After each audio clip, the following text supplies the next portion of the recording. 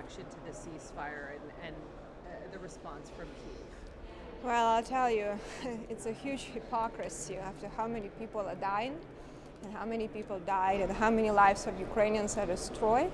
But God will always be the judge, and I don't think he will get President Putin out of a judgment day, but he will judge all of us someday. It's a big holiday. I'm glad that people will be able to celebrate, but there is no much celebration. A lot of families are in very, very bad shape and a lot of young kids dead, and that is sad, but the wars have to be won. Congresswoman, I remember you speaking about this issue a while back. It was just as emotional for you then as it is now. What makes you so emotional when speaking about this? It's, you see the destruction of life because we have one evil person, with ambitions, with not really having leadership to stop it, and got away with a lot. He got away with murder and destruction for a long time, and it's unfortunate to see that. And we don't learn from history. We went there for World War II. We had Chamberlain situation. We're going again. But you know what? Ukrainian people are tough. Ukrainian people are strong. And they're fighting for freedoms and for values of being a free society. So I think it's an important fight. They're going to prevail. They're going to win. But to see little kids killed, to see women, being raped, and women being abused and trying to get out of the country, try to family to figure out what to do. Most of these families are very poor families. They don't have an ability to buy like some of the oligarchs having girlfriends and wives in other countries and having a good life and these people close to the government. No, that's not what most people are. And I think it's a very, very tough and very brutal. A lot of stress, a lot of atrocities. It's a very, very tough war. But wars have to be won and they have to be strong. And unfortunately, a lot of people are going to die, but they will prevail. U.S. military aid, humanitarian aid, and economic aid has been critical for the country in this effort.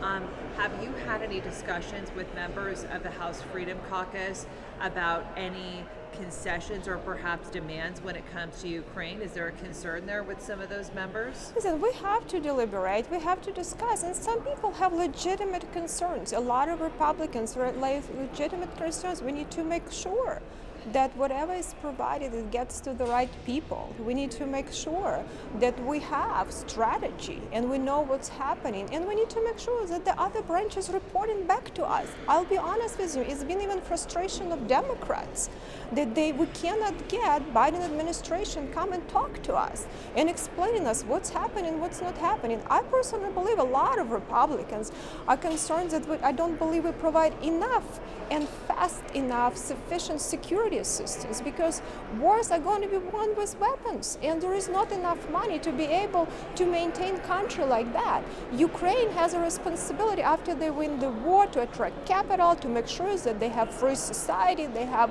legal framework to attract businesses that want to invest because they have great opportunities if they have great policies.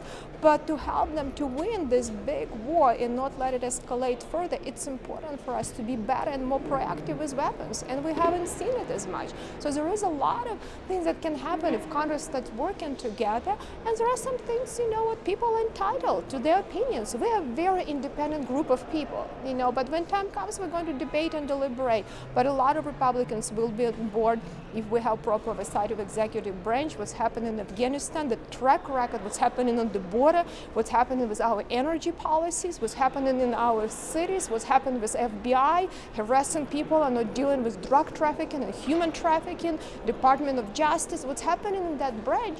They don't have much to show good to the people. So I think we have responsibility to hold them accountable.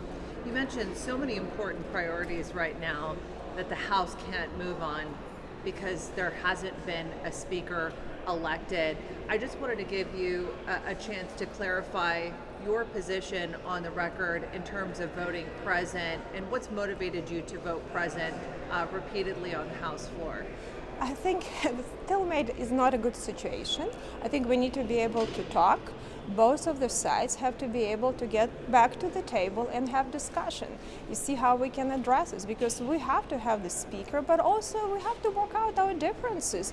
We are a very freedom-loving group of people. We are not Nancy Pelosi monarchy where members are going to be suppressed and told what to do. That is not what Republican Party is about. So we need to have freedom, we need to have discussion, deliberation, and everyone is entitled to say how they feel. So I'm glad to see that both sides are willing to get to the table and at least have conversations. And if these small group conversations do not work, maybe we need to go to a conference room. I suggested it to Kevin that we need to go back to HC5 and discuss it as a group, because I think it's important that Republicans are going to be elected speaker. I think it's important for us not to try to go to other side. American people don't have much trust in this institution. We have to reform institution. We need to show how it is governed, but sometimes, these differences are good to figure out now so we can better function later. Because if we cannot figure out it now, we're not going to be effective as a group of people. So I think it's okay, and I think we needed to move the needle. We shouldn't be staying at the same stalemate situation, and I think we're getting more conversation happening, and we're going to figure out, and we're going to have a good Republican speaker. I have no doubt of that. But it's not about the person, it's about institution and processes. So rules have to be changed in this chamber. People need to have more input, and I think, Democrats should really like it too, to tell you the truth, because they acted so bad with us, that they did no consideration what we think. That is wrong, that is not to be. We do not have monarchies here. Each of us represent the same amount of people. If we need to be able to express our voices, and also not to be afraid to take votes, and sometimes tough votes, and be accountable to the people. Nobody should read into that you're switching your vote from McCarthy. You're just saying, no, I really don't. Let's call a timeout here. Listen, I think I don't put as much attention to one particular person. I think as an institution we made a lot of progress. There are some things we could more make to make this institution better. If you have the right processes and the right procedures and right rules, it really shouldn't matter as much who the speaker is. But I think it does matter to have someone elected by Republicans and make sure that someone will be willing to hold the other branch accountable, and we can get to business what we need to deliver to the people. And I think it's important. But democracies are complicated, they're messy, they're not easy. But you know what? They work, and there is no better way to do it. And we're going to work. And I think it's good that we have it. Too many concessions, though? Listen, it's not about making concessions. I think we need to have a good faith, approach, come from each other and sit down to the table. I think, good faith efforts from both sides are very important, and we have more of that right now. And it's difficult. There is so much history. There is a lot of bad blood. There are a lot of legislative process is not easy, but it's okay. I truly believe there are some other things we can improve as an institution. So it's not about concession. I think it should be something that we can come together and say, we reform this institution.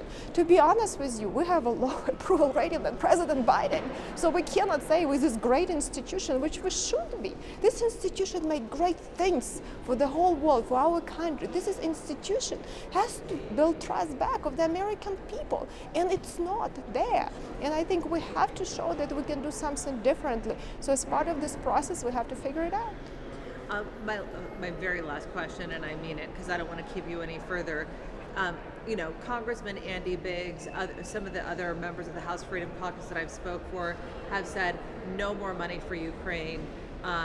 We need to secure the border.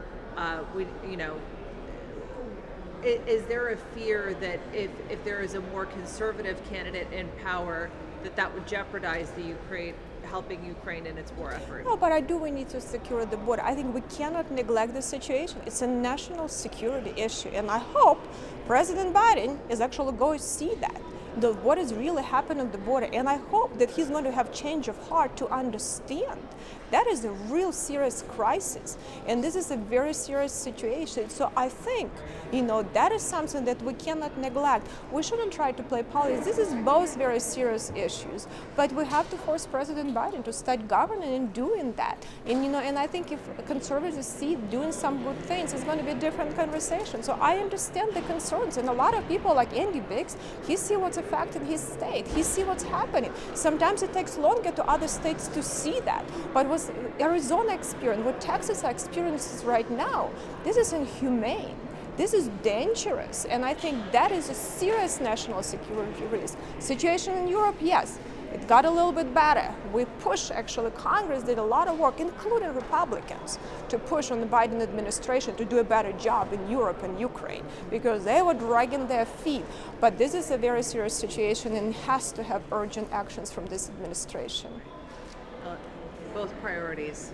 You can have both priorities. Yeah, it's not, and they're not mutually exclusive. I think this has to be done. Thank you. Thank you so much. Thank you.